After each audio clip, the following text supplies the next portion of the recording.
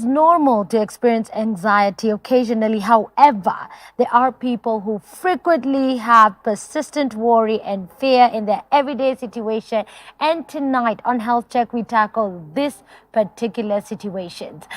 I know one verse that my dad inculcated in my heart and in my mind, and I say it even in my sleep. It's Philippians 4, chapter 6 and 7. It says, "Be anxious for nothing, but in everything through prayer and supplication with thanksgiving, make your requests made known to God, and the peace that passes all understanding will guard your hearts and your mind through Christ Jesus." As we use the word of God to heal our bodies, to heal our minds, we have professionals who always join us on Health Check. It's on Hope TV, where you look and live. My name is Kerry Kagiri. Karibu sana. With me on set.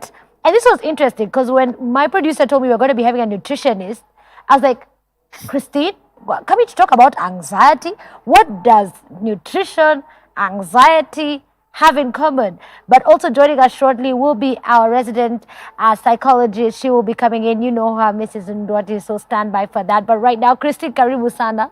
Asante sana, Kerry. Thank you for coming. Good to see you too. It's always refreshing to have you on set. It's always refreshing to be here. We have new people who are just watching the show for the very first time. Probably you can tell them what you do, why you do it, and where you do it. So my name is Christine Muturi-Gitau. I am a registered nutritionist dietitian. I work for Muturi-Gitau Wellness Consulting. I'm the managing consultant. Basically, all we do is talk about food and how food affects your life, and how we can help you by watching what you are eating and modifying it just a little bit so that we can have you healthy. Absolutely. I love that. What did you eat today yourself? Interesting. Emma, you have joined us. Sit up, we are fasting. Oh my goodness, I did not know that. Okay, I am not fasting. It's the truth. But today I felt like having a treat. To be truthful, I made some fluffy pancakes. Yummy. I'm a big fan of fluffy American pancakes. Yeah. So today that was my treat. That was your treat. That was my treat. That's for the heart, not for the body. It was for the heart. Sometimes you have to do things for the heart. Absolutely. Yeah. I think we can start with your definition of anxiety as our psychologist comes in. How would you define the anxiety disorder? And everybody feels afraid. Mm-hmm. Everybody gets scared. Everybody, when there's something happening in your life, you feel, oh my goodness, how am I going to do this? How is it going to work? What am I supposed to do? Will I be enough? Everybody feels that. But for most people, this feeling goes away. Okay? But for people with an anxiety disorder, it's a constant feeling. You are always feeling afraid. You're always anxious. You're constantly, what we call fight or flight. Mm-hmm. So you're constantly on fight or flight. Mm-hmm. You're constantly thinking about, oh my goodness, what if this goes wrong? In your mind, you're always playing out the most negative scenarios. Mm-hmm. In your day-to-day living, you're living with contingency, trying to prevent bad things from happening and seeing bad things happening. If you're in a relationship, you're the type of person who is always visualizing getting left. Mm.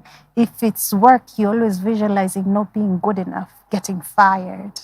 Always, constantly. Not those moments of self-doubt, but always. Is it ever a healthy feeling? Because, again, it's not good to be overconfident. Of course, it's not good to be overconfident. But at the same time, it is not good to always be afraid. If you're always afraid, it means your body is constantly producing those hormones. You're constantly producing adrenaline. There's this hormone we call cortisol, and these are stress hormones. And these stress hormones are designed, the way your body was designed is that they would come, they help you make this decision. In this situation, am I supposed to fight or should I fly? Should I flee? Fly. So should I flee? Mm-hmm. So when now these hormones are constantly in your system, it's detrimental even to your physical health. You start developing issues that we now call generalized inflammation. You don't know why you're always having inflammation, joint pain, chronic pain. Some of it, yes, is because you have maybe other health issues, but a lot of it also comes from now those internalized anxieties, the feelings that you have, and the biological processes that come about because of those anxieties. Absolutely. Yeah. Wow. And the conversation today is on anxiety, and I think you've explained it very well. If it's chronic, I think that's the word Yes. we could use, continuously, ever worried. Ever worried. I think, if I may say so, I've been anxious. I've had anxiety for a very long time, actually, since my childhood. I was always afraid. I was always afraid of failing. So I was those children who never finished their homework, Why? because I'd rather not do it than do it and fail. Oh no. Because if I fail, you'll beat me. Yeah. Or if I fail this and this. But if you don't do it, you still get beaten. Exactly. So it's irrational. You see, the anxiety it is most of the time based on irrational fears. So I was always anxious. And this, even look at how you do your work. There are people who are constantly pushing back, procrastinating. Not people, there are chronic procrastinators. And some of these chronic procrastinators is because you're anxious. You want it to, it's not good enough at this point. So I cannot submit it now. It's not good enough. It's not good enough. And then you find yourself working with a very tight deadline because you are trying to perfect it and it will never get perfect. And these are people who would present as perfectionists. Okay, you want it to be perfect. So it's never done. And then it becomes something we like calling the impossible task. Kerry knows that she needs to move this glass, but for some reason she does not. Tomorrow you'll still find it over there. No, it's like, for some reason, this is something that you can do, you are capable of doing, but you cannot move. So You're actually doing it. So for me, the anxiety was a wall. Wow. So I had to learn to identify those patterns and habits in myself. Yeah. So that I can be more. Wow. Yes. And when you identify them, we'll be talking about some of the symptoms, some of the things we see, and how severe they can get. But what do you think is the most likely cause for anxiety? Wow, there's a lot. There's a lot. Part of it, of course, it's a mental health disorder. So we don't know. A lot of it we don't know. But also your environment plays a big role. For example, if you're a parent and you raise your children certain ways, you're very authoritative and you're fear-based, the psychology of your children will be, I should constantly be thinking about, oh my goodness, what if I do something wrong and they blow up? If you are raised by somebody who is always anxious or is always shouting, you find yourself withdrawn and afraid to be shouted at. So you avoid any shouting situation. Exactly. So you'll find yourself being overly compliant. Yes. You're always, these are people very compliant. Wow. Because you don't want to. Yes, people. Yes, people. So that has to do with your environment and your upbringing. Then just life experiences. When you do certain things and certain things go wrong, you form patterns in your mind. So you'd find there are those people who now would develop like obsessive compulsive disorder. Yes. That's the one we call OCD. You keep hearing, oh, you're gonna OCD, you're gonna OCD. Because in their minds, they believe when they do this repetitive habits, if I wash my hands a certain way 3 times, and then I walk a certain way 2 steps, 1 step small, and then I do certain things, then I'll have control. Because one other symptom of anxiety is a feeling of loss of control. Because it will manifest either in your work or even just in front of people. You not want to be around people, new faces. You're very reserved. If you're in a place where you are around people, you start feeling tightness in your chest. You can get a panic attack because of that. So you find somebody feeling your blood pressure has gone up. I think I know somebody, and also I've had the same experience where your blood pressure shoots up to 150 over 100. That's high. But that's a panic attack. You think you're going to die. So somebody feels they're having a panic, they're having a heart attack. I know you're dying. But it's just anxiety. Now the anxiety is manifesting itself. So at the end of the day, it's more all those patterns, the patterns in your life the stressors in your life, again, stressors. When you're having stress at work, you're afraid of failing. You're having stress at home. Your husband has done this. Your wife has done that. You have internalized esteem issues. So you feel you're not good enough for certain things. You don't like being around people. So you are maybe introverted and you're forced into situations where you have to be extroverted, And all those situations just aggravate whatever was there in the beginning. Yes. Wow. The conversation today is on anxiety disorder, and we're going to be continuing to go deeper in this. I'm sure you have many questions, because there are some of the things that Christine was highlighting that I thought, I've been that person, especially when it comes to moving things. I'm like, I'll move that, but not now. Not now.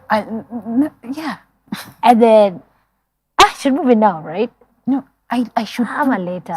Yeah, I should do this. Yeah. See, like if it's a task, if it's an assignment you have at work, you're like, I should do this now. Nothing is stopping me from doing it now. But for some reason, you won't do it. It's dangerous. It is dangerous. The conversation is on anxiety disorder. If you have any questions, maybe even observations from your own life that we could talk about, go ahead and text us on 22232. If you're watching us on Facebook, you can comment right there. You can share this video as well. We'll have great information. In this season of COVID, Yes. so much has changed. And even people who probably never went through anxiety disorder are going through it.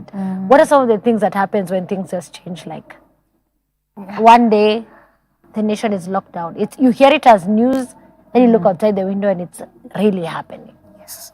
The major feeling that we get during that time is loss of control. Of course, our psychologist will come and answer all these questions psychologically, deeply. Absolutely. But then one of the feelings you have is a loss of control. You see, when COVID came in, every one of us felt, now, I do not know whether I'm going to have a job tomorrow. I do not know whether or not I'm going to have relatives tomorrow. I do not know whether or not I'm going to have this or the other tomorrow. So a lot of people, that feeling, that fear. So we're constantly afraid. And why do we let tomorrow rob us of today? And it's not really, you see now, even when you're talking, you've quoted that scripture that I also love. I love it with my heart of hearts. Be anxious for nothing, but in everything through prayer and supplication. With thanksgiving. Also, it also says cast your cares up to the Lord. Literally, it's cast your anxieties. So what we're saying is that before they are cast, they are there. They exist. Yes. Be anxious for nothing. First you see, there's something I'm anxious for, and then you move it to be anxious for nothing. Everybody gets anxious. Everybody feels loss of control. Everybody feels that. But now that process between feeling it and living in it, that's different, and it's different for many people. Then also a lot of us were not taught to fail. Remember, when we were in school, and we failed, what used to happen to us? Punishment. Kuchapwa. Yes. So we've grown up knowing. And for some of us, it was detention. We're sorry. Yeah. There was a lot of detention happening. Yeah. But also beating and punishment and all these things. And we grew up not having coping mechanisms. How do we deal with disappointment? How do we deal with failure? Because these are normal parts of life. How do we deal with change? You see, these are tools that we needed to have. Not that we will never be disappointed, not that we will never fail, not that anything bad will never happen to us, or we will never experience loss or sickness. But what happens when those things happen? And that's what we'll look at today as well, hoping to check out coping mechanisms. Yes. How can we be able to cope? How can we be able to get into all this? We'll be going on a break, and when we are back, our psychologist will be joining us shortly. But before we go on that short break, you shared anxiety. What were some of your symptoms that you could tell? Let's go personal before we go general with our doctor. Oh my goodness. Kerry, you put together this. Yeah, you said you struggle with it, and it's more relatable when you say that. I can share one because I've been anxious and I've actually had depression. This was 2017. I didn't want to come out of the house. I didn't come out of my room for 3 weeks. I was afraid of getting outside my door. And I was like, what is outside there? I'm not going.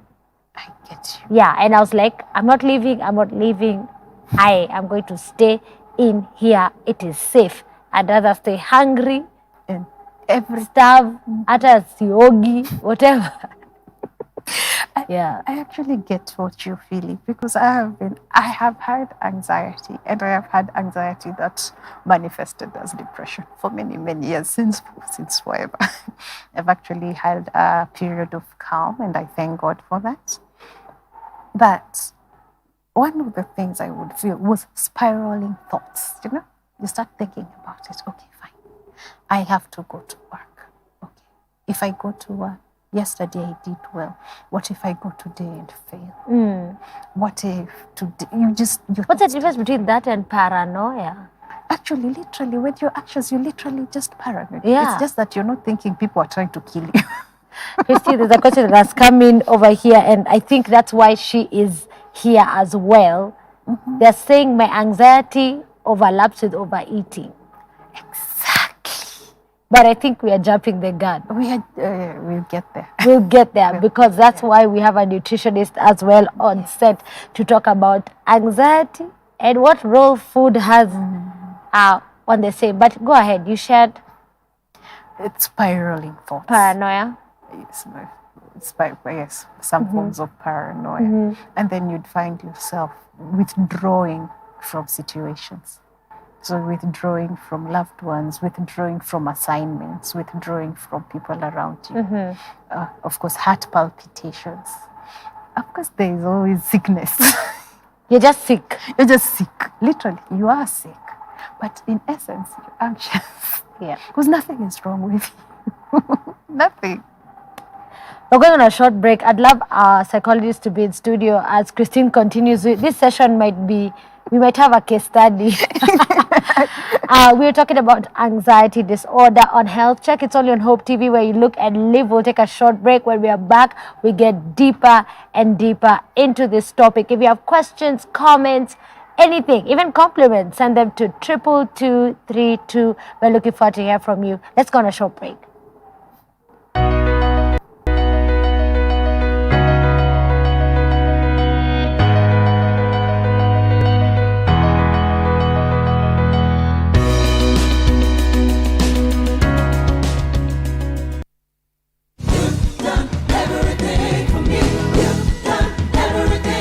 Join us every Sunday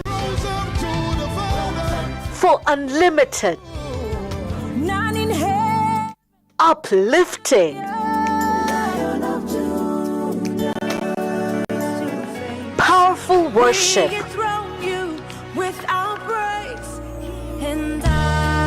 only on Extended Worship.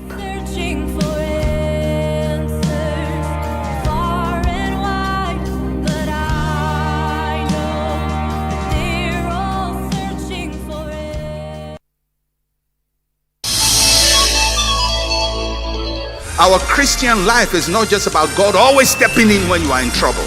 But sometimes you need to go through the valley of the shadow of death, and God will say, angels, stand away. He must go through that. She must go through that. Because out of this would come something greater and more beautiful.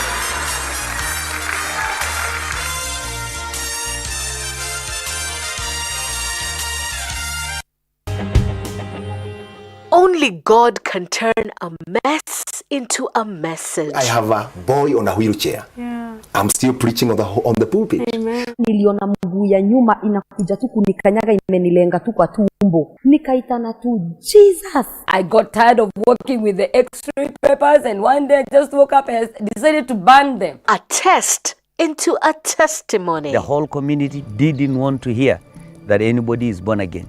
Excommunicated straight. Bila Yesu hakuna njia. Join Sharon Naitore Wangenye on Testify. Katika hiyo harakati hiyo spirit ikakemewa, mimi nimeona Yesu Kristo namna hii kwa msalaba. Opa, hallelujah, hallelujah.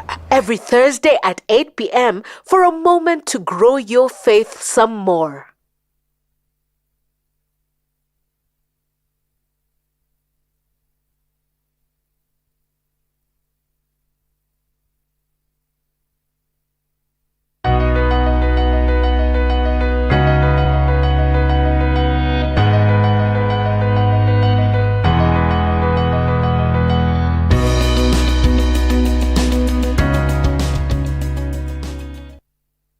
And welcome back to Health Check. It's only on Hope TV where you look and live.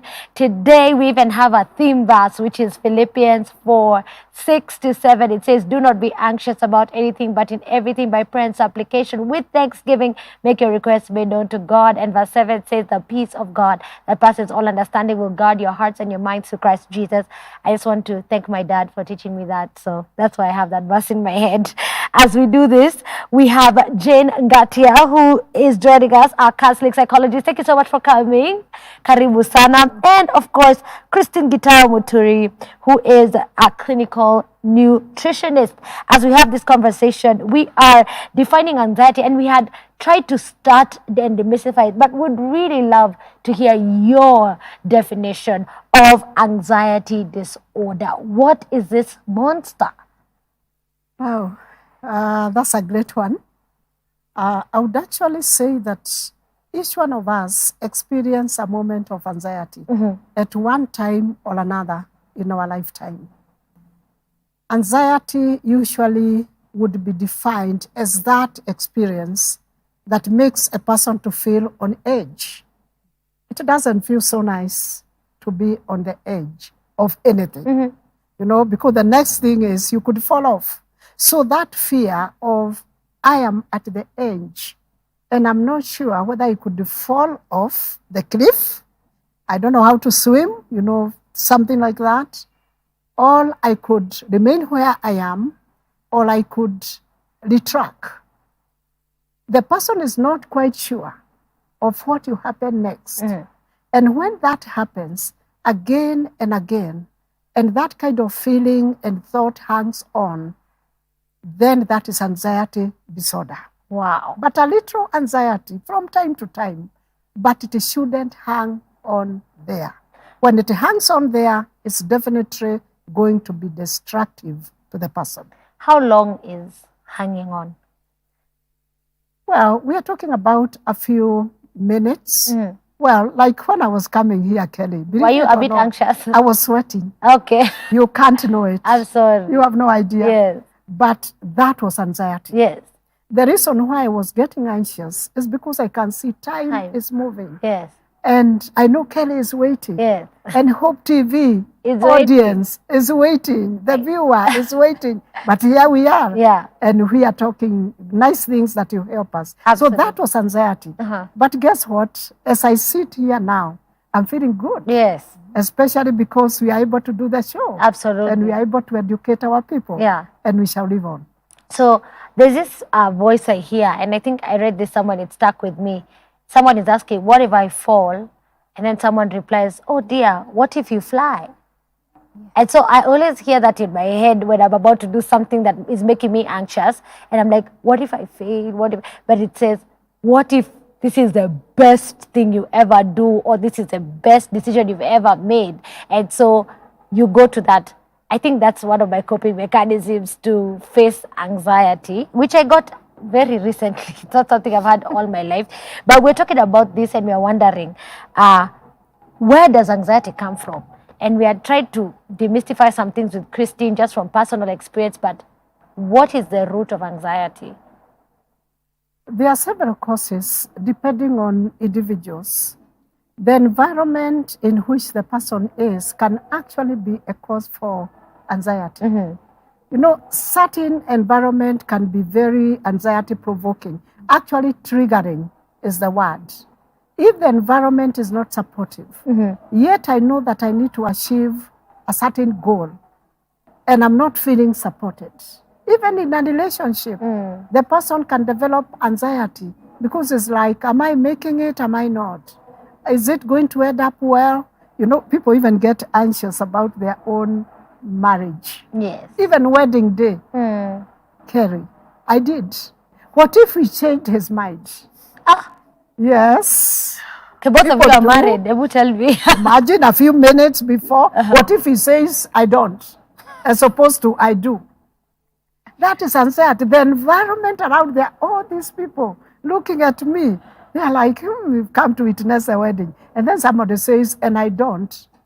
That is an environment in itself. Saying I don't, if it was said somewhere else, that's different. But we are also talking about work environment. There isn't much support, and that, you know, creates anxiety because I need to perform and I don't have the tools of trade. I can't do my job well. People don't like me, or otherwise perceived. That can be a real cause, and that's why we need to work in supportive environments to reduce anxiety, because anxiety will always interfere with a person's efficiency, performance, and productivity.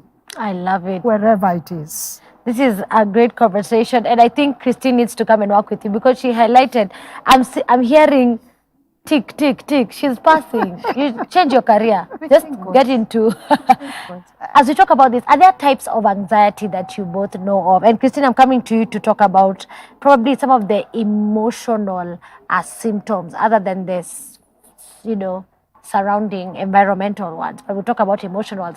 But for our counseling psychologist, are there types? Yeah, we have many types of anxiety. Most of the people will experience the type of anxiety where there's fear. They fear to go to certain places. They fear being with certain people. There are people who have fear of, just failing alone in their job, in their school, college, and what have you. That is part of the generalized anxiety. Sometimes we are not quite able to tell where it is coming from, but it's a reality. And again, as we said earlier on, if it hangs on there, then that becomes a disorder because it interferes with the person's performance. We also have fear of places. There are people who cannot, climb high heights, even some stairs like we have here. They may not be able to because they fear they might step on the next and fall off, slip over. And that now is not healthy because the person may actually find themselves in an environment where they have to use an escalator. Yeah. A lot of people actually have fear. That is phobia. And phobia has to be managed because it interferes again, even with the normal behavior. So is the phobia first or the anxiety? Is it the anxiety that gives you phobia or phobia that gives you anxiety? When anxiety hangs on there and it is specific, like fear of heights, fear of, walking around certain places, fear of getting into an escalator or just a walkway that is a bit raised. Let's use my example. Maybe I can get some free counseling. Cats, Packer, domestic cat. I walk into a restaurant, there's a cat, I walk out. Whether I've ordered and it has shown up, we're not going to eat there. My partner likes cats, and it's one of the things that I think will be problematic because it's just a cat. I'm like, no, it can kill you. It wants to jump on my jugular, and so if I'm sitting there and the cat is there, I'm like just waiting for it to kill me. What is that about? That is still part of the phobia. So anxiety? Yes, it is anxiety in form of now phobia. Phobia in itself is a package of anxiety. It's actually a form of anxiety. And it carry because of what you have said. Yeah. Next time you invite me here, be careful, I might hide a cat in my handbag, the small ones. What? It is not harmful. A kitten? Yes, and I'll release it. I don't know. If you notice what Kerry said about it, it's not the cat itself, but you're just afraid of what the cat might do. Yes. Like the cat might kill me. That's true. Exactly. So why are you having thoughts that... Because cats have killed butchers, they've killed humans, they've killed many things. Okay, what percentage of the human population has been killed by cats? You see, now when it's an irrational. Yeah, irrational thinking there, Yes. and part of the causes of phobia. By the way, because you are going to ask me, Kerry, Yes. I better say it before. Say, what are the Yes. causes of the fear of Irrational thinking, the meaning you attach to something. A glass of water like this you have, and thank you for it, yeah. would still cause you phobia because of the interpretation. We call it cognitive appraisal. The meaning you attach to that glass of water is very important. You may not see it like refreshing. While for me, I'll run for it. You run away from it. Yeah. You know? So most of the times about phobia, anxieties and all that, generalized or whichever, obsessive, compulsive disorders, all those are types of anxieties, is not because in themselves they are harmful. It is the meaning attached. Imagine a cat. That's why I'll bring you one in your house. Lock you inside. Yes, that is called flooding. Yes, and people who have phobia need to expose themselves slowly by slowly. You see, because it will interfere with your well-being. Right now, you are getting so anxious. I know, I'm thinking Yes. a cat in my house. I can even see it. Just security. My security guys watch this show. Don't let her in. As we talk about this, we are talking about anxiety disorder. And I asked you, Christine, just to highlight emotional. And I think this is where we start getting into diet and anxiety. Where do they come in? But what are some of the emotional symptoms? Some of the emotion-related symptoms would now be irritable. You're extremely irritable. You don't know why as Jay mentioned, you're on edge. You're just there. Anyone who comes close to you, you are ready to pounce because literally you are at, as we said, fight or flight. So you're always ready to pounce. You're ready to attack. Also, you might have now anxieties that cause withdrawal, and then cause withdrawal because of shame. Right? Oh no. Yes, because you're ashamed. Why am I? And again, because of what you said, meaning, when you the meaning that you attach. You see, if I feel that I failed in my assignment, I don't feel, for example, if I have something to do and I do it and I don't do it so well, I wouldn't, when I'm anxious, I won't say, okay, people fail, I will do better next time. I'll say, look at me, I am a failure. I am not good enough. And because of that, I do not deserve to be around people. So I will withdraw. And you see, in that instance of withdrawal, you're also now putting yourself into a deeper ditch. You're getting into depression. Okay? Yeah. So that happens. And then again, we try to now gain control. So now the obsessive things will come about. You'll have to do certain things in a certain way. Glasses are picked up like this, not like that. Wash your hands like this, not like that, so that you don't get Don't wash certain your hands in the diseases. kitchen sink. Yes. Wash your hands in the bathroom sink. Yes. But why do people wash hands in the kitchen sinks anyway? So you have now those OCD. obsessive actions. And then as you continue, now because you're having all this, you're on edge, you want to treat these symptoms. You want to feel better. So what do people do to feel better? Some people turn to drugs. Okay. Oh, no. So especially in settings where drugs are available, or people know which drugs are available, people will turn to drugs. And that is where some addictions stem from. Some people will turn to alcohol. Some people will turn to overly destructive behavior, so that those distractions can take the thoughts away. You know, you don't want to think about it. So you look for something. So you're addicted to your phone.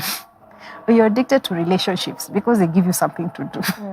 You know, you're addicted to work because when you're at work, you're good enough. But when you go home, you're not good enough. You're anxious about what type of husband, what type of your wife, what type of parent you are. So you want to stay in the place where you have control. Then, this is where I come in, you start medicating with food. You realize some foods give you more warmth than others. And also, it's not just about the warmth. People who are anxious will do things to seemingly make themselves unattractive to the things that make them anxious. For example. For example, If somebody was abused or raped when at a young age, and I am sorry to anybody who has gone through that experience, our hearts go out to you. If somebody was abused at a younger age, they might feel, if I gain weight or if I do certain things to become unattractive, then nobody will come close to me to attack me. Okay. So you find somebody insulating themselves, literally insulating themselves. You also find somebody, again, when you eat, it gives you something to do. Because you're anxious, you want to block out those thoughts. We talked about the flood of thoughts. So you binge. You just want sweet foods. And then you see there are certain foods that make your brain produce what we call neurotransmitters. Certain neurotransmitters make you feel good. Are you talking about like dopamine? Like dopamine. You get like a dopamine hit. What is it? Datari will know more about those ones. She will tell us happiness. But you get some feelings because of that. So you see, what happens is the more you try to medicate with outside stimulation, whether it is drugs, whether it is food, whether it is sex, whether it is relationships, whether it is work, your brain does something that is called down regulation. So it stops producing on its own. So if it becomes totally dependent on the outside. And this is a conversation we had when we were talking about nicotine. Yes. Dependence and all that. Wow. It's quite interesting that it comes back here. I'm coming back to you, Christine. I'm just wondering, Madam Jane, how does anxiety disorder impact one's ability to function? Because I'm already hearing that happening. So you have a lack of ability to function in the home, because you get anxious when you're at home and you're now busy in Naivasha. Nothing personal. But I don't know. Okay. Well put there. Unfortunately, anxiety, a little of it may be a driving force, but too much of it in terms of the duration that it lasts there is destructive. And anxiety works on the total person. That's probably very, very unfortunate again.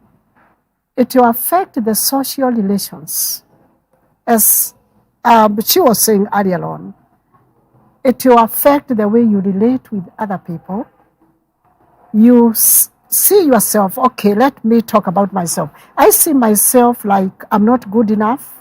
I can't do things the way they do, because I get very anxious about failing, about what will they think of me. I am always thinking about what people think of me, and that affects my self-esteem. And once the driving force is affected, because it's self-esteem that really drives us into success, into the things that we do. So when that driving force is affected, I'm down, beaten hands down. Ideally, it means I cannot perform. Why? I'm never good enough. I can't do things as well as so and so. I'm not as good as Kelly. I can't, the cans and what they come in. Now that drives me to the rock bottom of where I take a back seat as opposed to being my own driver. The driver of my life, and deciding what I want, what I don't want, and what have you. That is very serious. I've talked about social relations, that people will find me a bit weird. You can't go there. Kelly, I know someone who could never eat in public. They go to funerals, even pre-COVID-19 times, when everything went. We were good. They wouldn't eat in public. They wouldn't talk in public. Because of that? It was that bad. No, what they feel. In fact, they have such good teeth like you as Kelly. Yeah, you can smile again and again. They were good. They had everything good about themselves. But what they feel inside. I know someone who never attended their own graduation at the university. Why? Where the graduation was, the auditorium, they can't stand it. What if the building came tumbling down?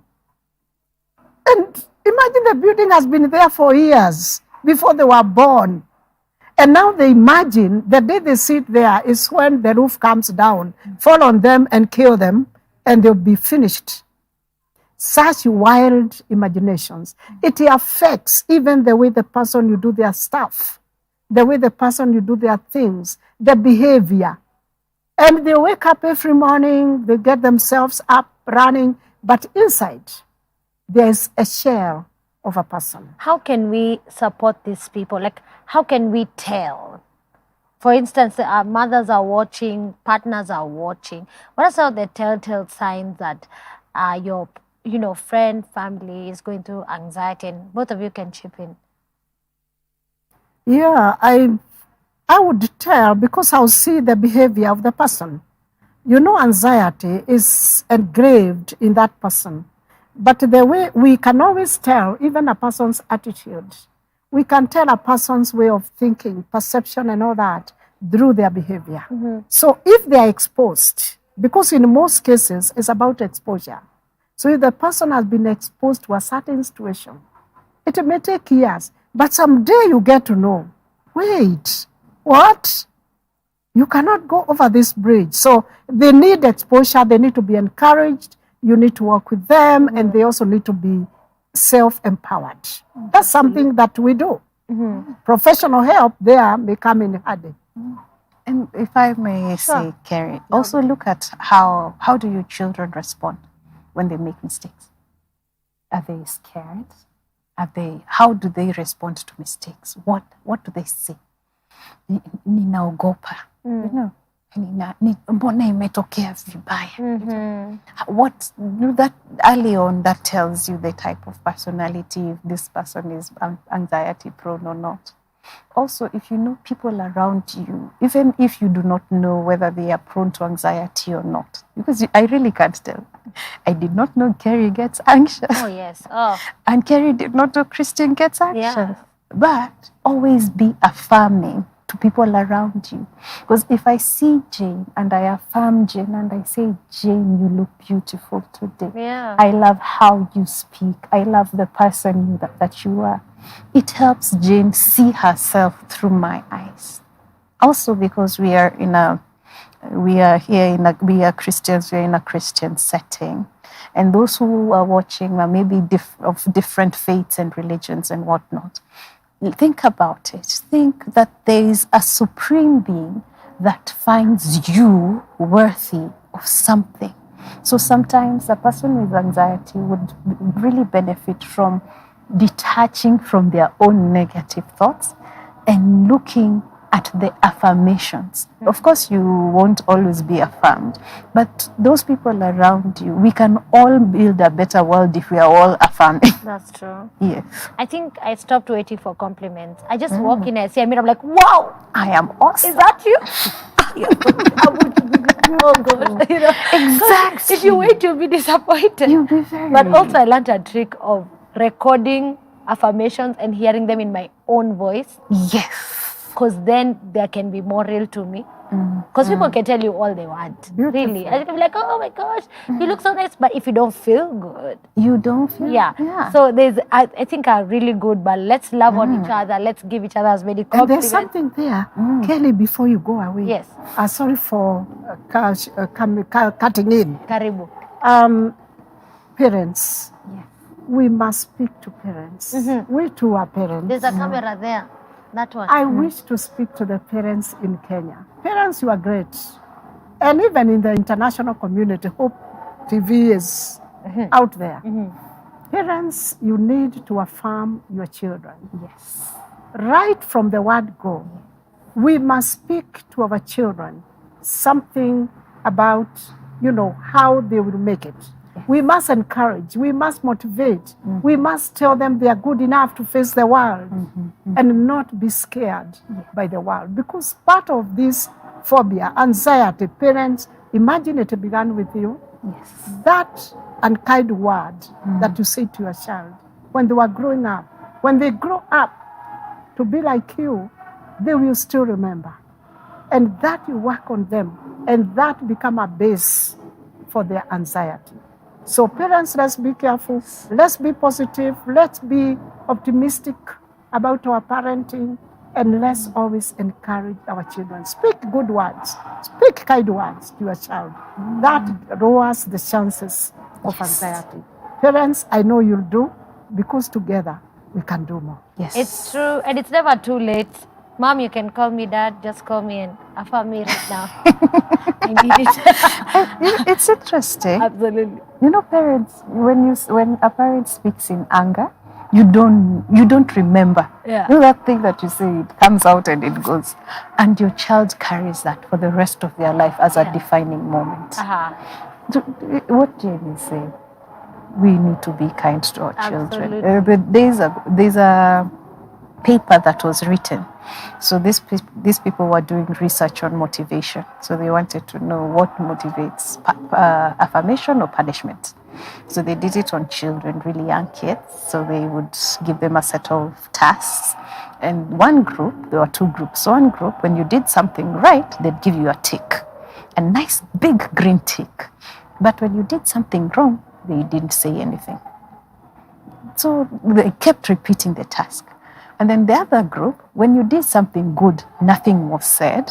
But when you did wrong, you got big X's. A red one. A big red X. I hate red. And in the group that the green X was shown, there were greater lengths of improvement than in the group that only had the X's.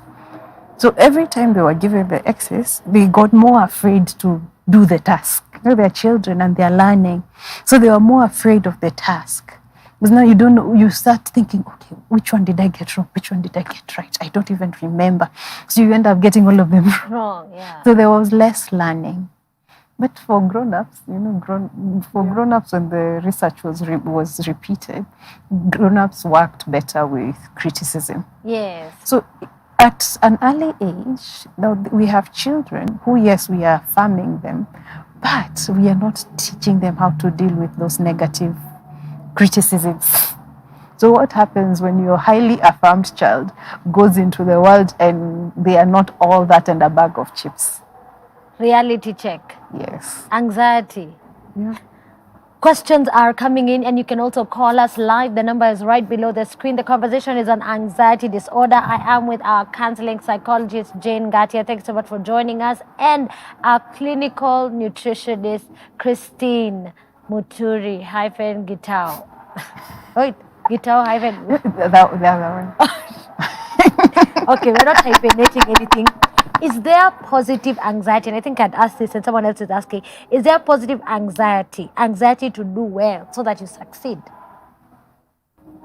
I had earlier pointed out that sometimes you may need just that little to be able to work through your way. Some butterflies. Yes, thank you. If you want to go to a place and you are running late, you need to do something about it. Yeah. Like, guess what? As I was coming, took a cab and requested the driver, please check the route that has less traffic, because I'm feeling anxious about getting late. And he assured me, Mom, relax. I got you. I have the best route for you. And he got me here. Yeah. Anyway, never mind. You'll not say the other one. Yes. But I got here.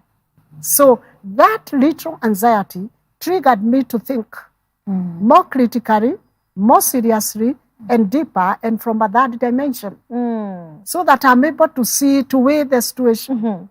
But that should only last for a few seconds, a few minutes, but not an hour. Remaining anxious for 1 hour is not good for our system. This is the reason. I could tell the viewer and the one who asked the question, well asked. When we get anxious, it goes to our brain, and the brain is triggered to sense there is danger, especially when it hangs on there. Now, that danger has to be fought by the body mechanisms. And now we keep, the message goes even to the heart. Pump faster. There is danger. You need more energy.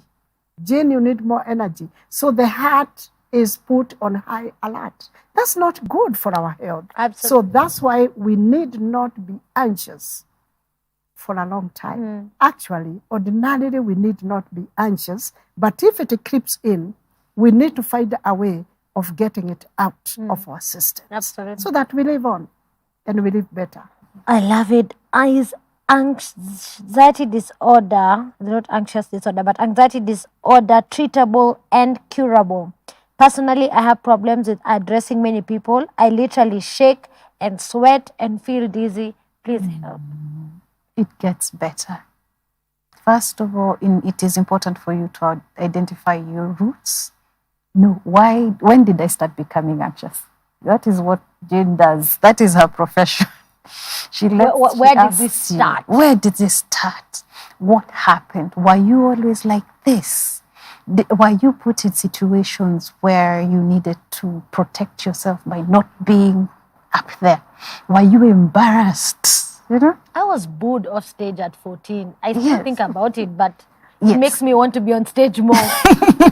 Now, for a lot of people, they might have been booed off stage when they were at 14 and never stood at a stage ever again, even to give an office presentation just for 6 people. So think about it. Where did it start? Then also learn to identify your patterns.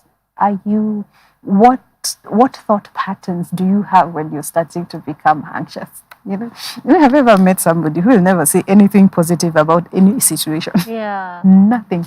Zero. Oh. And it is just a reflection of their thought patterns. It's not because that, no, oh my goodness, you have such a talkative mouth.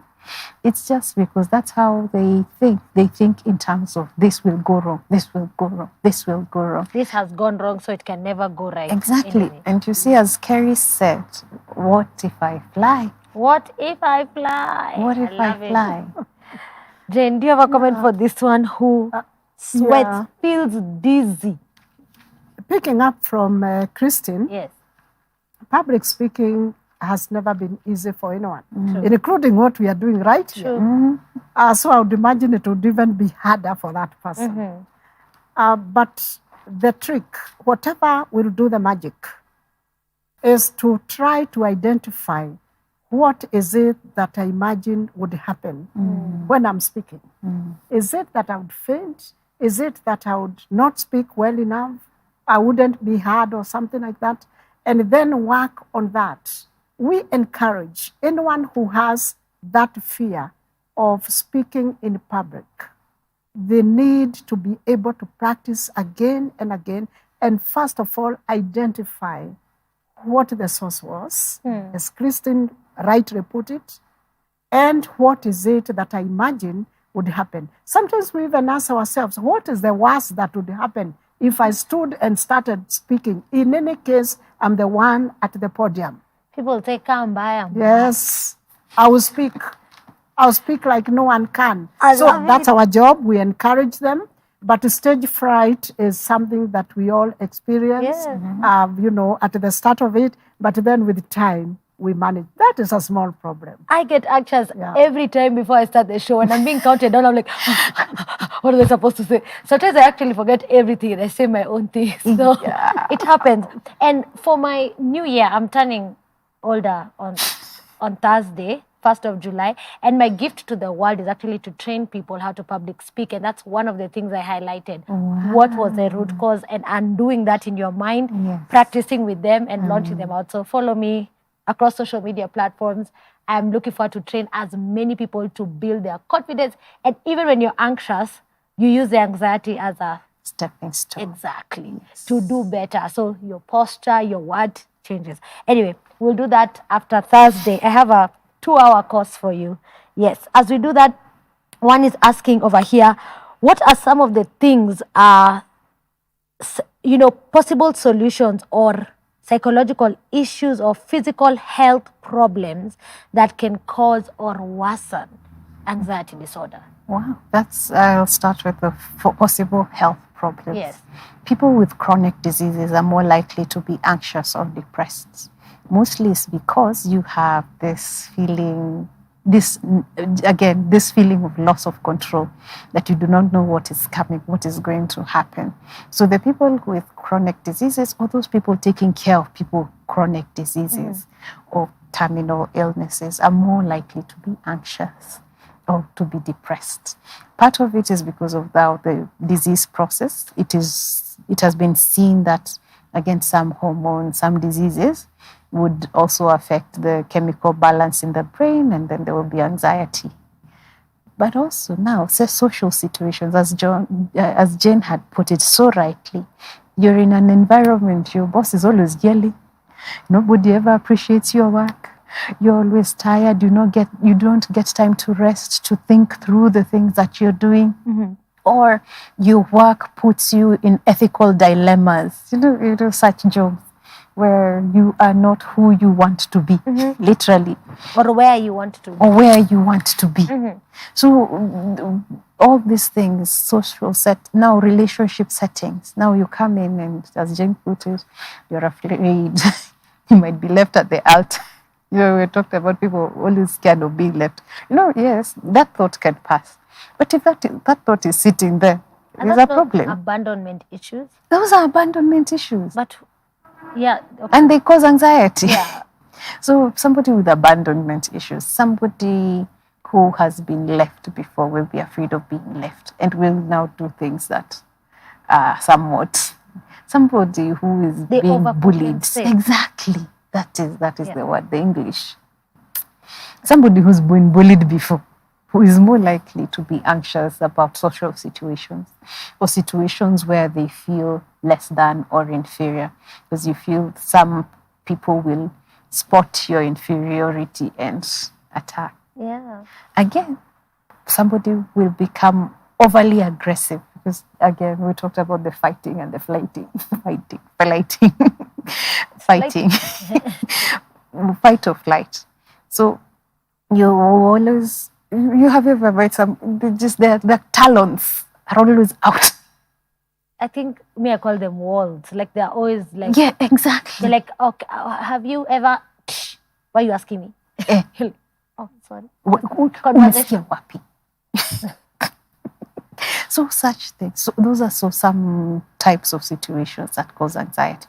Again, as Jane put it, if your parents are not your parents were never affirming, so you've never had anything good about yourself. African parents. Hi. Hello. We thank God for you. Please affirm your children, but also teach them how to deal positively with negative emotions. Yeah. It is okay to be scared. It is okay to be angry.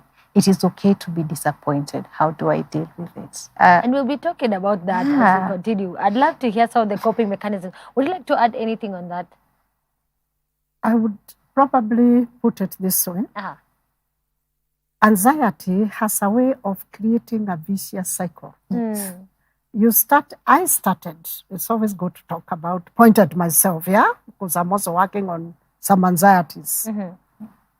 I started by feeling anxious about a situation, and it gets worse because it's hanging on there, and I'm not getting a solution. Now, because of the behavior that comes out of it, I will be, isolated. No one wants to walk with a coward. Anxiety makes one look like a coward. Like, really? You can't face it? You can't walk over there? You can't? Those kinds of things. Why are you sweating? I'm feeling anxious. Stay behind. That kind of thing.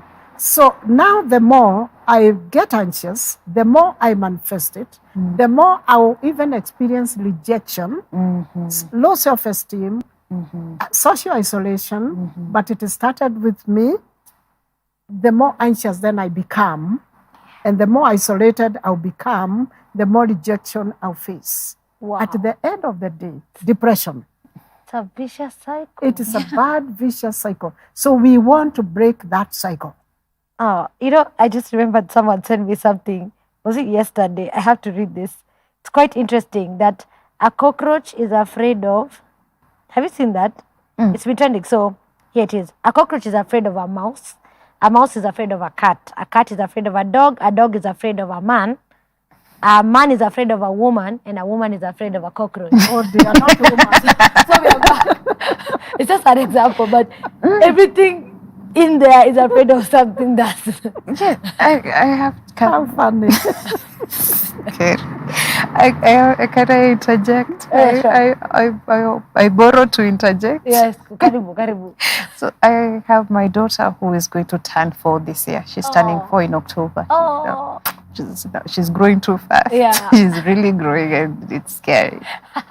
But when I had my daughter, I am afraid of many things. I have phobias. Jane, I have phobias. Kerry is fine. So you'll be my client after this. We are coming group therapy. Yes. Kerry will come alone first. Yes. So The cat. I am afraid of cats. I am afraid of dogs. Oh, I am dear. afraid of insects. I am afraid of bridges, Oh. of trenches. Hey. Okay? But now when I had my daughter, it was very important for me to be critical about the types of fears that I have and think through and ask myself, do I want to transfer these fears to her? You're such a good mom. I thank God. Ni Mungu tu. We, ni ngumu. So I found myself, even when I am afraid, breathing through those situations. So before a dog would pass near me and I wouldn't pass through that route because there are dogs, I wouldn't pass there because there are insects or there's a chameleon that was seen. Yeah. But with my daughter, I encourage her to be brave. And I cannot encourage her to be brave if I am not brave myself. True. So we breathe through all those situations. And I can really tell, because of that, breathing through it, just breathing, what is the worst that can happen? Breathe through it. Be brave. It's going to jump on your jugular. It's gone. Yes, true, but it might not jump It on might your not jump on jugular. jugular. Chances are it won't. It would. Most probably, it's not even interested. Exactly. We're here talking on anxiety, and it's quite interesting with our very own stories and what we are dealing with. We'd love to take a break, but when we are back, we'll be picking up all your calls. Remember, the call line is right below here. We'd love to give you any support you need. Your questions on 22232. I'm coming back to answer them back to back. We have a clinical nutritionist and a clinical psychologist. Counseling psychologist. Counseling psychologist, yes. It's a CC. So clinical nutritionist and a counseling psychologist. As we do that, we're coming back also to answer, because someone is saying, does taking too much sugar increase anxiety? We'll come back to answer that. After this short break, you are on Hope TV. It's the only station where you look and live. My name is Kerry Kagiri, and I have battled anxiety disorder. I still do, but the grace of God is sufficient. So we're going to conquer this together.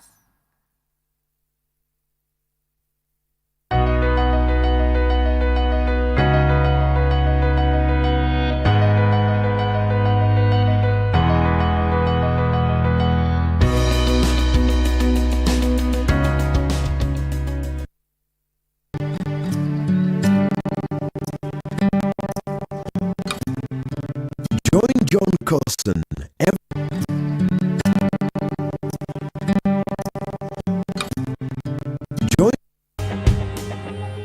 Only God can turn a mess into a message. I have a boy on a wheelchair. Yeah. I'm still preaching on the pulpit. Niliona mguu ya nyuma inakuja tu kunikanya. Our Christian life is not just about God always stepping in when you are in trouble. But sometimes you need to go through the valley of the shadow of death, and God will say, angels, stand away. He must go through that. She must go through that. Because out of this would come something greater and more beautiful.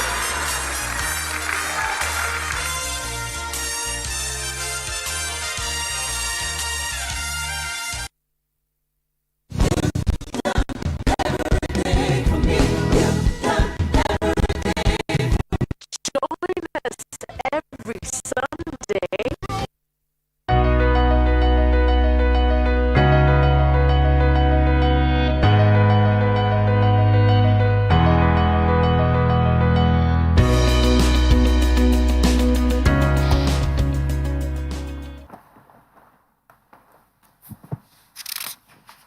And welcome back. Conversations coming in hot on anxiety disorder. Now we can smile about it because we're about to get some coping mechanisms. We're about to learn how to deal with anxiety. And I'll ask our counseling psychologist to just explain one more time to someone who just joined us what anxiety disorder is. Very simple. Anxiety is viewed as a disorder when the person hangs on there with the fear of something bad happening. We actually even say that it is that anticipated kind of failure, the apprehension that something bad will happen. That in itself is anxiety. Actually, it will be considered a disorder when it hangs on there for long enough. And long enough, we are saying, let it not exceed hours. Let it be just temporary to push you, to give you a push, to be able to move to the next level. But it should not hang on there because it will have health implications, social implications, physical, and others. The list is endless. Absolutely. Yeah. Thank you so much. That is Jane Ngatia. And thank you so much for coming this evening. And also with us is clinical nutritionist in the building, Christine Gitau. You can just answer the question that before we went on a break, someone asked online, sugar. Too much sugar causes sugar high, which brings anxiety to them. Is that possible? That's a very interesting question. Yeah. It's a very good question. Again, we talked about when we take sugar, now this is going to be very controversial. When you're taking sugar, high amounts of sugar, the centers of your brain that are activated are the centers of your brain that would be activated if you were taking cocaine. What? Yes. Okay. So the transmitters that are activated are the same. So you see, the symptoms would be agitation, anxiety, the works. And then when now the dose is coming down, the dose of neurotransmitters is coming down, then you're tired, depressed, sleepy, bored, then you need more sugar to just pick you up. Okay, and it's the same thing with stimulants. So things like coffee would increase the palpitations of your heart. So your heart is beating faster. If your heart is beating faster, you have the urge to do things faster and quicker and sooner. It translates to your behavior. Also, now it's not just, when you're talking about sugar, we're not just talking about sukari. We're talking about processed foods, processed carbohydrates. Thanks for saying that. Biscuits. Yes. Biscuits, chips, crisps, chocolates. I know people say chocolate is good for mood lifting, but at the same time, remember we talked about the neurotransmitters and downregulation. So biscuits, crisps, sugar, chocolate, anything that is made out of refined carbohydrates is not good for you, just even for your mental health. Also, this is very interesting. There are certain groups of people, especially maybe if you're trying to get through an addiction that was brought about by maybe an anxiety or depressive disorder. You had a depressive moment. If you take these foods that are very rich in carbohydrates, very high sugar, sodas and all that, you are more likely to crave for the thing that you are addicted to. So it even hinders your recovery process. So we tend to tell people to now focus on the more complex carbohydrates, the thing that has come from the ground without being altered. Yes. Its nature being altered. Maybe the nature was altered just by cooking, but not parts of it removed so that it can be served back to you. That's what you focus on. Okay. One is asking, lack of COVID tests. It's causing them a lot of anxiety. Wow. They've not been able to get tested, and now they don't even know when they can get the vaccine. How can you encourage them? Because they're still locked up. Yeah, that's a genuine concern. Yes, anything can cause a person anxiety. lack of, too much of, and so on. So a situation like where we have been, it's good that that person has sent it. Well done. We are already in a situation where there's so much anxiety in the air. The fear, remember we said fear in itself is a form of anxiety. It actually triggers, they are just intertwined. The fear of, contracting COVID-19, that causes anxiety. By the way, some of us are washing hands excessively because of the fear. That is anxiety. But also not being sure, when shall I get this vaccine? I need it to protect myself. That is real fear. It's a reality. And it will cause anxiety. However, and even the test and so on, as the person has indicated there, one of our viewers. But the reality is, what is it you can do? In order to overcome anxiety, sometimes we need to change our mindset. We need to change our cognitive appraisal. Do I have powers over lack of this vaccine so that I should have it because I have authority over it? Definitely no. I don't have powers over it. It's being manufactured. I don't manufacture it. It's being delivered. I don't deliver. I mean, we need to face the reality. We need to put certain, do I call it critical thinking plus kind of like really that is not purely my responsibility. Somebody is responsible for availing the testing kit, but not myself. So once we change that way of thinking, we are likely to manage that kind of fear and whatever comes with it, and we are likely to be on the right track. At least we shall survive it for the time being. Yes, I've not received the vaccine, but it's not available. Is there anything I can do? I can't cut myself to get it at my doorstep.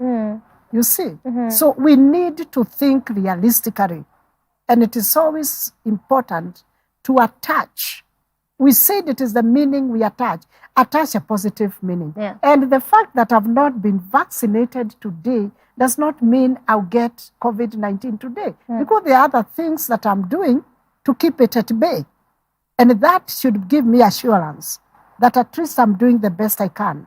Should it come, I did my best. I don't have to cut myself or hurt myself. Absolutely. Yeah. Can comment on the same, but I'm coming to you also to answer on a question on ulcers and headaches. And I think that's something you deal with diet and now with anxiety, but you can respond on the same question. Yes, when I wanted to say, you remember what we call the serenity prayer? Yes. God, give me the serenity to accept the things I cannot change, and the courage to know the things that I can change, and the wisdom to know the difference. Yes, so you want, first, you need serenity to accept the things you cannot change. Can you change the situation right now? No. If maybe you are in a situation, maybe your irresponsible spending habits were causing you certain problems and that was making you anxious, you can change that. But you cannot really change that there are no vaccines. True? So, give me the serenity to accept the things I cannot change, the courage to change the things that I can, and the wisdom to know the difference. Wow. So it's something that you need to keep saying to yourself. You need to be wise about it. Yes. I'll sing a reggae song, but I've been delivered. So that's a kind of like self-talk. What Christine has said, talking to oneself. Don't wait for other people. Yes. Don't wait for other people to tell you, Kerry, excellent. You're looking good. No. What if they don't tell you? Very good, Kerry. Tomorrow, yes. Give yourself a pat on the back. And that's why we are speaking to parents earlier on. You said, parents, speak to your children. Nice things. But parent, also talk to yourself. Yes. Yeah? And the things that we cannot change. Excellent. I love it. Let go. Move on. The journey is very long. It's very in this life. Absolutely. And we're going to make it through as we continue. We have so many questions now just flooding us. How bad can anxiety affect me with conditions like ulcers and headaches? Oh my God. Wow. That's a very good question.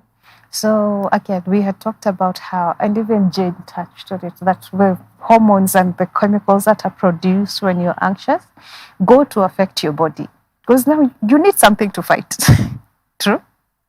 So you find yourself having, again, chronic inflammation. You see, we are not saying, there is this long-term thought that stress causes ulcers. Yes. But it's not stress that causes ulcers. Many other things cause ulcers. That is another topic. I think we've done it. Check out the Health Check YouTube channel. We did it. We talked about gastrointestinal disorders and all that. So check it out. But if you have issues with pain, like for example, you have joint pain, you have arthritis, you have stomach ulcers, there is an ulcer that forms, you have asthma, okay? If you have a chronic illness and you are in a situation where you're chronically stressed, those chemicals that are produced, that's now when you're stressed, those chemicals that are produced aggravate the symptoms of most diseases. True? That's something we can agree on. Again, those chemicals that are produced have the risk of manifesting as symptoms of diseases that are not there. So psychosomatic illnesses, So we are not saying that you're not sick, but we're saying because you're anxious, your body needs a channel. Your body needs somewhere to take all this negative energy. So it takes it where? I have headaches. I have stomach pain. Yes. We look for that stomach pain. What is the cause? Nothing. We cannot find it. It is not the devil. You are anxious. True, Jay? Very well. Excellent, Christine. Actually, anxiety in itself has capacity to induce, like the ulcers. Probably citing ulcers are just aggravated, as Christine puts it. But that vicious cycle is dangerous. Yes. Because too much anxiety now will induce or will trigger, assuming that I was already predisposed genetically. The issue of anxiety hanging on there over my head, it will trigger. And now when the condition comes up, I'll go to a medic. Thank God they're available for us to help us, first aid and all that.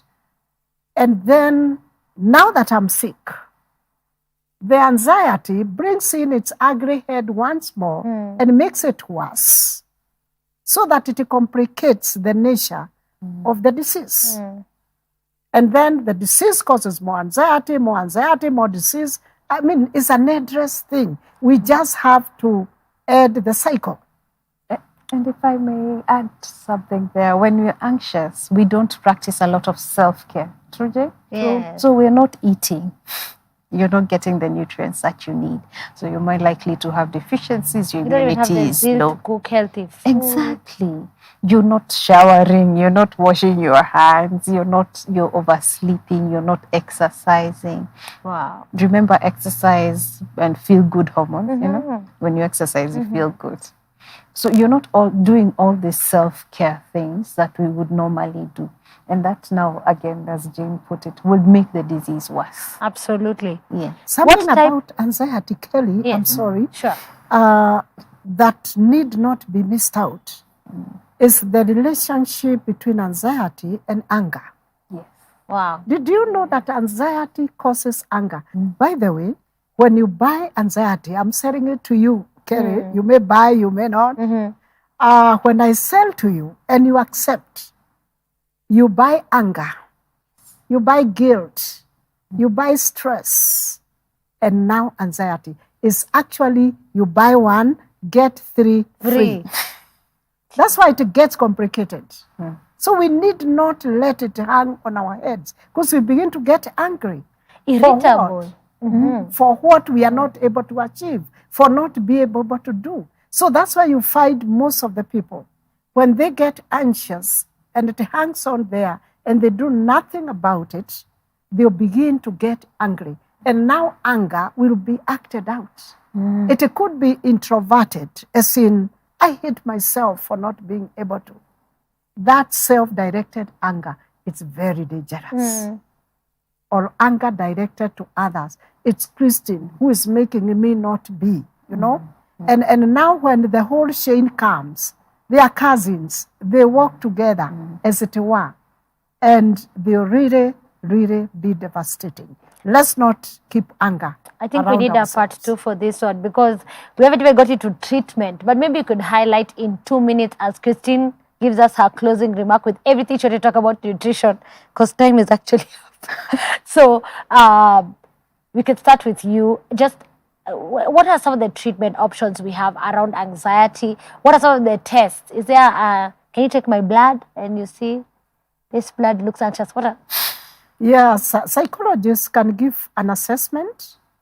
They can also administer a test where one is able to tell the anxiety level or what causes them anxiety, you know, just like a general medical checkup. That one we do. And it's important for one to know what triggers them so that they can work on it. But all said and done, I'd rather we live a healthy lifestyle. First of all, change your mindset. Tell yourself what I can't do, as was put very well. Christine, thank you for that. What you cannot change, go over it, move on, because you have many other bumps ahead in this life. Anxiety could only be a small thing. So let it go and live a healthy lifestyle. Always be optimistic. One thing that anxiety sees and it runs very fast away from you is when you develop an optimistic agenda. When you are positive in life, that yes, I failed, but not again. Not again. Anxiety, get off my way.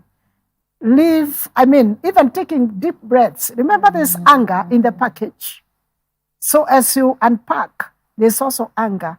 You need to take deep breaths. Don't act out when you're anxious, because you live to regret. Water, we are taking water. Thank you, Hope TV. Welcome. I'm really enjoying it. You know, take water. Water is one thing that I realize really gives us some relief, especially when the body is on the edge because of anxiety. Just walk away from that situation that's causing you that anxiety. Leave that environment. Don't engage with that person whom you see and they trigger your anxiety. But you can face them in a different way. Yes. As for the cat, we shall talk another day. I'm not letting you. Thank you. I'm still coming for a closing remark. Don't worry. Christine. Now, I have so much to say. First, there's a subset of the population where the anxiety becomes so bad that they are unable to function. And this subset of the population would be important to see Jane, and also would also benefit from seeing a psychiatrist so that they can maybe get medication. It is not a crime to be medicated for any mental illness. It is not a sin. You have not failed as a parent if your child is anxious and needs to see a professional. That is something I need to say. And on my own behalf, I'm very thankful because I have had very supportive people around me. My parents have always been amazing. They are the best. I love you. Mwah. But it is not, what I'm saying is, if you're told by a professional, a health professional, that your child has this or that disorder, your child has anxiety, your child is depressed, your child has ADHD or anything, because there's a lot of stigma attached to it. It is not a marking scheme on your parenting. These things happen. And it is important to get this child the help that they need, or this adult the help that they need. That's one. As Jen so rightly put it, we need to adopt healthy lifestyles. Go out for a walk. Walks are refreshing. So for some reason, walks are refreshing. If you're down and out and isolated, take a bath. When you pour that water down your body and you feel it rushing down, there's a feeling of release that comes with it. Unless if you have experienced it, you can say it. Also, find ways to ground yourself. For some people, if you're anxious in a room and you feel that the room is spinning, hold on to the chair so that it reminds you the room is not spinning. Think about those things. Eat healthy meals. So stay off the sugar. That makes symptoms of everything worse. And then because you've been trying to get off the sugar for so many years and now you're failing, it adds to the anxiety. True. So get off the sugar. Get off the refined carbohydrates. Get off the deep fried everything. These days we deep fry everything. I saw somebody deep frying chocolate. But there's an air fryer. I know, but anyway. That's another story. Right. That's another day. Okay. Kerry said we're running out of time. Even as you wrap up, I'd like you to come back to one thing. I've gotten this question twice. Men and money equals anxiety. So you'll wrap up saying that why men are feeling so anxious when they don't have money, or when women have more money than they do. That I've added for myself. Okay. Christine, your final remarks. My final remarks? Yes. Adopt a healthy lifestyle. Yes. That's something I will always say. Exercise, eat healthy, sleep, rest, make time to rest. Look through your patterns. Introspect. I know we are not taught how to introspect. And I thank God for CITAM. CITAM teaches people how to introspect. I am not a member, but I thank God for you. Thank you. Learn how to think through your life. Think through your patterns. Not everything is the fault of people out there. Some of these things are as a result of the patterns that we are living. And just as Jen said, be positive. Affirm yourself. If you need to print out affirmations and put them where you will see them, do it. Also, do not be afraid to seek for help. If you're deep, dark in a hole, reach out. Get help. Get help. Thank you so much, Christine, for coming. And, you know, you're always such a breath of fresh air. Viringo Wellness is what you need to check out as you follow her. And Jade, you have 30 seconds, men and money. Yeah, first I start with, you see I've done it? Yes. Yes, anxiety. We need to manage anxiety. Empty it like that glass. Empty it. Upside down. You haven't emptied yours yet. Maybe you'll do after this. So we have to live like we have space for more. Amen. That glass is empty now. We can refill it with more water. It's so refreshing. Yes. And anxiety is not anything we need to put in here. No. We have to have space for better things. So men and money and anxiety, yes, it's a reality. Actually, it's not just men, women too. When they don't have, because basically they are the heads of the family. Like my husband is the head of the family. I thank God for Mr. Ngatia.